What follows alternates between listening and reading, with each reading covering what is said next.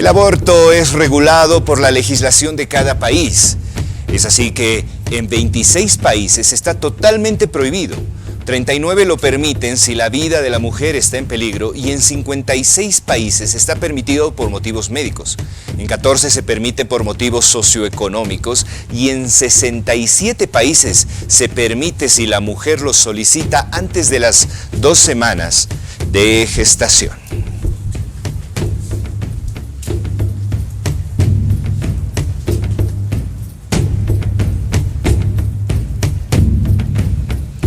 ¿Qué es el aborto?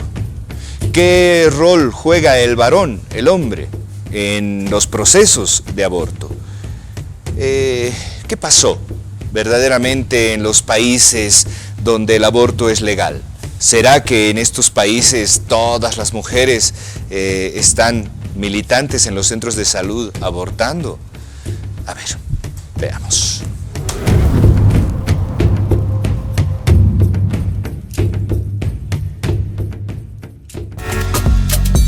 Hablar del aborto o reconocer prácticas abortivas es un tema tabú. Ningún grupo quiere estar asociado con el aborto. Esta cuestión implica tal estigma que resulta intratable. El problema también radica en la manera de cómo el aborto y la anticoncepción han sido considerados asuntos de mujeres, dejando en la sombra el fuerte papel que desempeñan los hombres en estos procesos y el efecto de las desigualdades de género en esta decisión y en esta experiencia. Los conflictos que encaran los varones en el proceso de decisión frente a un aborto son muy distintos a los de las mujeres. Sin duda que las mujeres que interrumpen voluntariamente su embarazo ven cómo la sombra del agravio recae sobre su decisión. En cambio, en los varones encuentran distintas posiciones, desde el varón que trata de obligar por la fuerza a la mujer para que aborte, sin asumir que es responsable por este embarazo, pasando por el que no quiere saber si la mujer quedó embarazada, hasta el que acompaña a su pareja en el proceso de la toma de decisión. Pero el problema del aborto no es solo cuestión de mujeres, pues, como afirma Coral Herrera, los hombres abortan hijos todos los días, pero nadie habla de ellos. Despenalizar el aborto no conlleva únicamente el aborto, conlleva la necesidad de plantearse seriamente una política pública que contemple la diversidad de variables de esta problemática. Hablar del aborto plantea desafíos a la salud, a la ética y a la equidad de género. Necesitamos entablar un debate que se aleje de una conversación de solo derechos a una conversación sobre dignidad y respeto, empatía y compasión.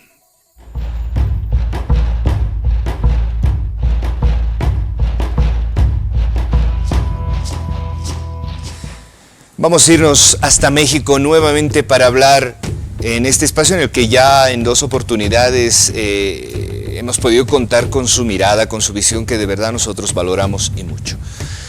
Vamos a hablar con Julián Cruzalta y con él vamos a tratar de aterrizar este tema desde la mirada de la religión, de la fe y desde estas posiciones que pueden ser conservadoras al momento de intentar el debate en relación al aborto. Julián Cruzalta, hasta México. Y nuevamente hasta México con un hombre al que verdaderamente valoramos y del que consideramos muchísimo siempre sus aportes. Julián Cruzalta. Julián, ¿cómo estás? Bienvenido a Sapiens. Hola, muy bien, gusto en saludarles. Julián, hoy nos ocupa un tema que de verdad tiene estrecha relación con la masculinidad hegemónica, que tiene especial énfasis en el ejercicio pleno de derechos y en comprender la dimensión de lo que es esta problemática. Estamos hablando de el aborto. ¿Cuáles son tus primeras consideraciones si tendríamos que abordar el tema del aborto desde la mirada de masculinidades? Sí, me parece que sí se debe abordar porque para la reproducción humana, como la reproducción animal, se necesitan 2 personas, entonces un hombre y una mujer y lo masculino. Y en el patriarcado parece que la reproducción solo es asunto de mujeres.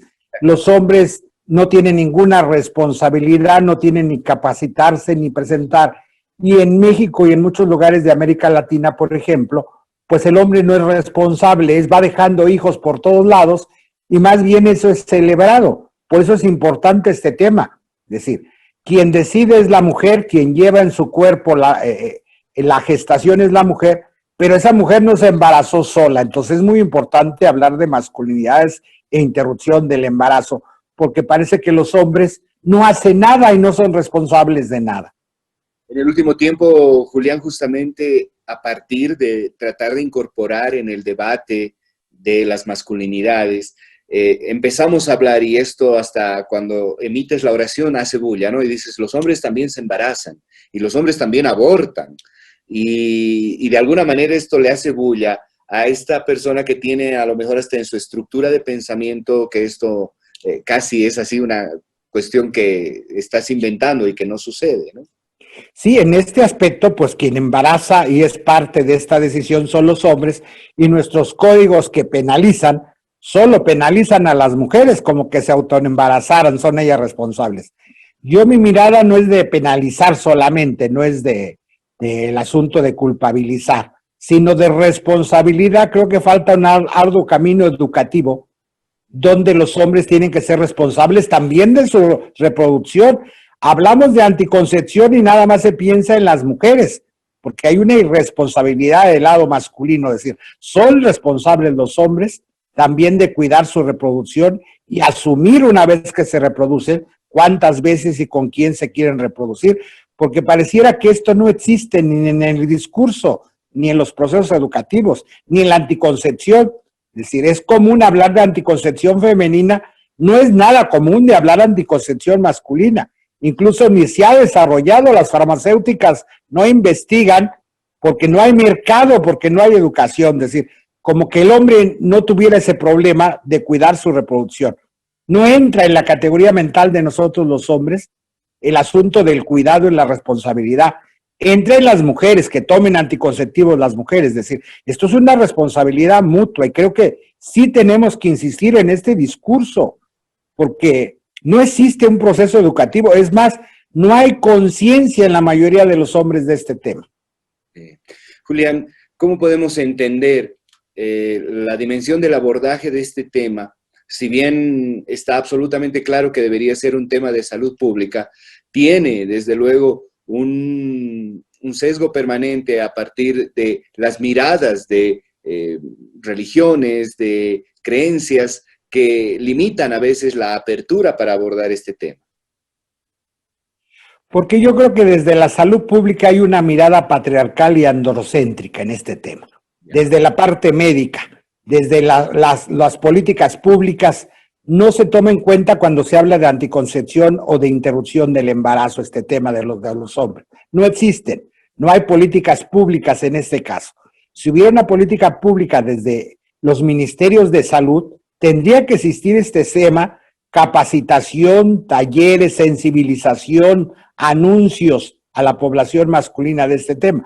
Pero también la medicina es patriarcal, también tiene que ver el asunto de género en nuestras concepciones de política pública, de salud pública. Aunque haya mujeres en los ministerios de salud, su mirada de esas médicas es patriarcal, lo ignoran este tema. Entonces yo creo que es importante. La república se construye en lo público, hablar públicamente de este tema. No en el asunto que los hombres van a decidir ahora por las mujeres, no, van a decidir por ellos. Este es el asunto. No se trata de que reforcemos que al hombre le toca decidir si una mujer interrumpe o no el embarazo. No va por ahí el asunto, porque sería otra vez patriarcal, reforzar algo que ya está, sino decir, ¿qué le toca a los hombres decidir en la reproducción?